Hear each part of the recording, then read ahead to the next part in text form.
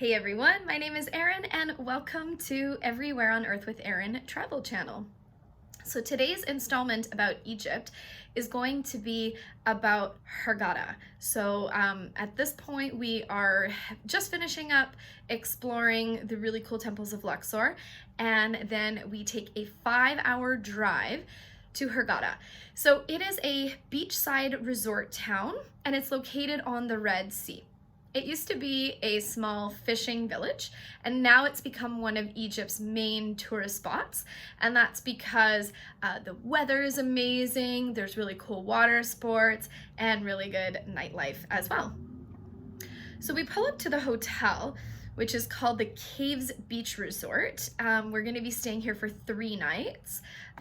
It is a huge hotel, and what's cool is we have an all-inclusive stay, so we don't have to worry about going out anywhere or any meals for the next couple days. Since it's pretty late, it's already dark, it's getting late, dinner's almost over, so we rush down to catch dinner. It's all gonna be like buffet style. It's mostly Western food to cater to the people that would stay at the hotel, not really anything too ethnic to Egypt, so whatever, it's still food, right? So then I'm going up to my room, and so I'm on like the 3rd floor, I think. I'm basically on the top floor, as high as you can get. So there's no elevators in this hotel, which is kind of a weird design. So then I need to lug my suitcase up a few flights of stairs, or I can wait for the bellhop guy to bring it, but it's gonna take him a long time and I don't wanna wait. So I get one of the guys actually to help me out. So these rooms are really cool. It's designed, you see here, it's designed to look like you're in a cave, and I would say it's definitely one of the more unique places that I've stayed in. The room is, it seems clean, it's pretty spacious, comfortable, not super fancy, but the value for what I paid for this tour and like with this hotel included is pretty amazing. Then we head down to the main bar called Fred's Bar. This whole hotel is designed with stuff like from the Flintstones. So there's like Betty's Bar and Barney's area and Fred and stuff. So it's kind of funny. So anyways, we have a few drinks in Fred's Bar with the gang, and then it's off to bed because today is the day that we're gonna go spend the day on a boat on the Red Sea. So we go to pick up our diving gear, which is in a separate area. So that's like our wetsuits and snorkels and flippers and all that kind of stuff. I squeeze into the wetsuit. Now, I've never been in a wetsuit before, so this is kind of funny. I was like, oh, I don't know if I like the feel of this. And like, do I look fat? Of course, I'm gonna think that. But anyways, whatever, who cares? So then we drive over to the boat, which is situated on the Red Sea, and we get on ready to go. So we get a quick briefing about the dive, and this is where I'm going to tell you like how much diving makes me nervous and completely freaked out. Like I had said, I would never try diving because I have this thing about breathing underwater and drowning and I don't know. But I decide that I should maybe give it a try, and if the like Ramez, oh my God, Ramez is saying that that it's like, it's pretty safe and it's really easy and I should give it a go. So I've been convinced. But anyways, but I'm thinking like, how are they gonna take me on this dive when I have like 0 training? Is this safe? Is it right? But basically, I go in with a scuba guide and then one of the other girls. I'm going in with Diana. So if there's any issues, he's right there. And then he tells me like there's some kind of hand signal that if I get nervous, we can go up for air. So anyways, I strap on the heavy vest with the air tank, put on the flippers, put on the goggles, and then we jump into the Red Sea. So the scuba guy, he shows me how to use the mouthpiece. You just like shove it in your mouth and it's supposed to like seal it. And then you breathe in and out, which seems like pretty simple. But when you're nervous and you're not sure about it, it's not simple at all. So we try a little bit of practice before we get down. Again, I'm still not 100%, but the guy's like, oh no, it's easy, it's fine. So I tried to like be calm, like breathe in, breathe out as we dive down deeper. But the thing is, when you breathe in, it's fine. And then when you breathe out, the bubbles come out And that's like completely throwing me off because I think that the mouthpiece is gonna like come loose somehow and there's gonna be water coming in the next time. So I do the panic signal and then we go up and the guy's like, it's fine, that's normal, don't worry, you're not gonna take in air. Another issue I have is my ears. So since I was a child, I have had problems with my ears.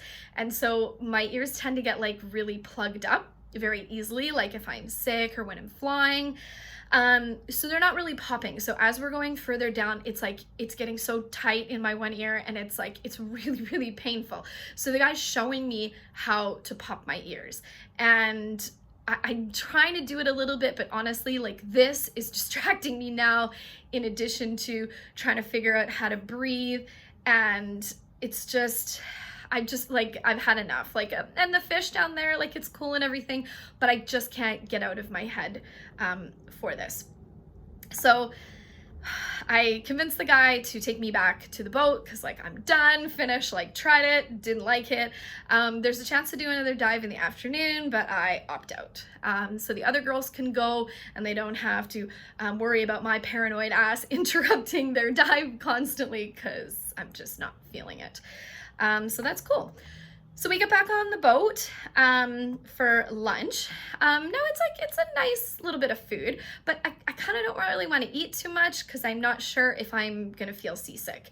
And now I've had some seasickness issues in the past, but I didn't bring any pills with me. I figured I would be okay, and I have been okay so far. So it's just time to just like relax, settle in on the boat. But poor Paul, Paul is the Scottish guy that is here with his wife Romana. He's not so lucky. He's really seasick and I feel so bad for him because I know what that feels like. And Romana takes care of him. And basically I'm like, okay, dude, like you gotta puke. You gotta puke it up and then go to sleep and you'll feel much better. Like that's the trick. So he ends up falling asleep and relaxing. Now we're getting ready to go back in the water. So I'm like, okay, cool. I'm gonna just snorkel this time.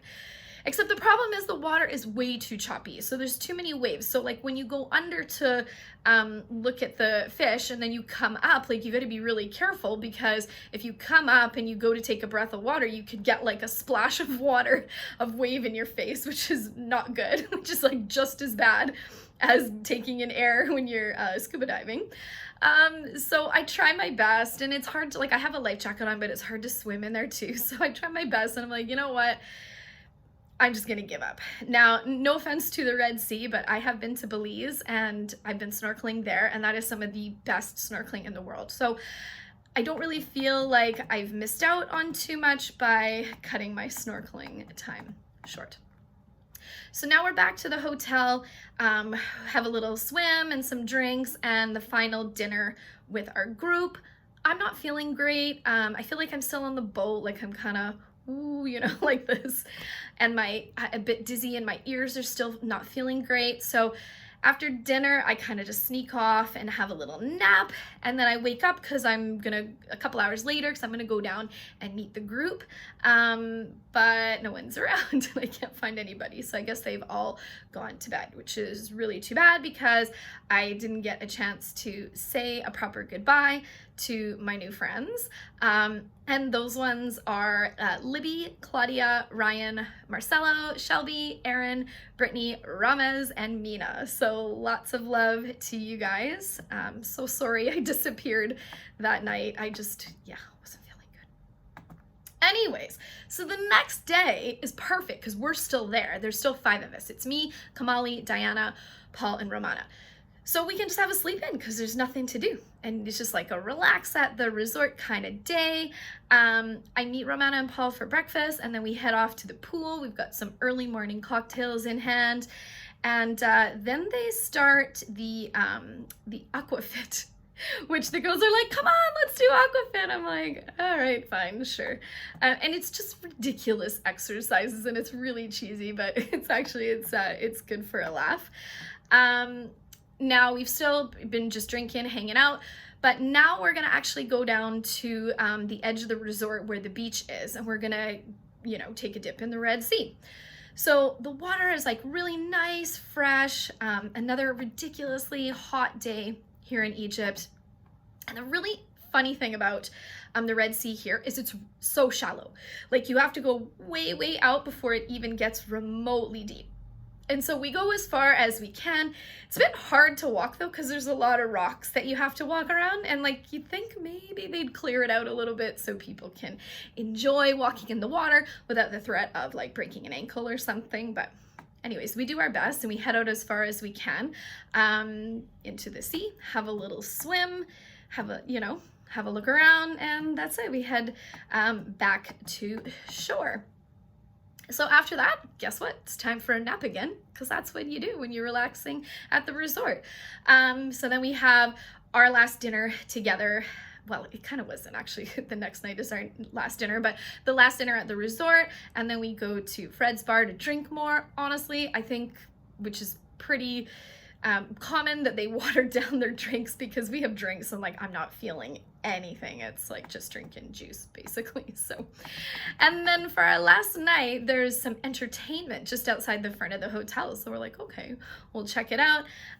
It's just this guy that's like breathing fire, and then another guy, or maybe it's the same guy, I don't know, I couldn't tell, puts like a bed of nails on his chest, and then a bunch of girls like stand on top of him for the weight of the nails. So that was interesting. Again, kind of cheesy, not the best entertainment I've ever seen, but it was something to do on our last night. And that's it. That's how we spent a couple days in Hurghada. Usually when you're on a tour to Egypt, one of these places will be included, whether it's Hurghada or some of the other resort towns. It's really nice. It's a really nice contrast to what you'll see with all of the history and the temples. So I definitely recommend, if you're not on a tour, to definitely hit up one of these places. I think it's worth it. And that's everything. I've got a couple more blog posts to go, video blog posts about this. If you prefer reading, check this out. I have a website. You can check out all my blogs there about Egypt, Jordan, and other places I've traveled. In the meantime, you guys, take care. See you soon.